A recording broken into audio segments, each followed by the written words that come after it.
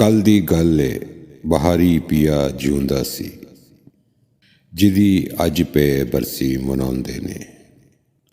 ਟੁਕੜੇ ਚੁਣ ਚੁਣ ਕੇ ਉਹਦੀ ਤਕਰੀਰ ਵਾਲੇ ਝੂਮ ਝੂਮ ਕੇ ਸਾਰੇ ਸੁਣਾਉਂਦੇ ਨੇ।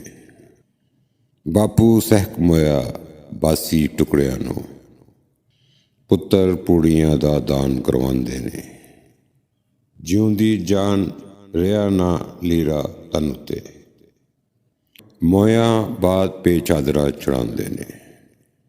ਜਿਉਂਦੀ ਜਾਨ ਨਾ ਕੋਠੜੀ ਰਹਿਣ ਲਈ ਸੀ, ਹੁਣ ਮਕਬਰੇ ਪੇ ਮਨਾਉਂਦੇ ਨੇ। ਜਿਉਂਦੀ ਜਾਨ ਸੁਖ ਚੈਨ ਨਾ ਲੈਣ ਦਿੱਤਾ, ਮੋਇਆ ਬਾਦ ਦਰੂਦ ਪਹੁੰਚਾਉਂਦੇ ਨੇ। ਦਾਨਸ਼ਵਰਾਂ ਨੂੰ ਸਦਾ ਖੁਆਰ ਕਰਦੇ, ਭੁੱਖਾ ਮਾਰਦੇ ਸੂਲੀ ਚੜਾਉਂਦੇ ਨੇ। ਆਪਣੇ ਕੀਤੇ ਤੇ ਕਦੀ ਨਾ ਸ਼ਰਮ ਆਈ, ਡੁੱਬ ਮਰਨ ਤੇ ਪਛਤਾਉਂਦੇ ਨੇ। ਜਿਹਦੀ ਅੱਜ ਪੇ ਬਰਸੀ ਮਨਾਉਂਦੇ ਨੇ।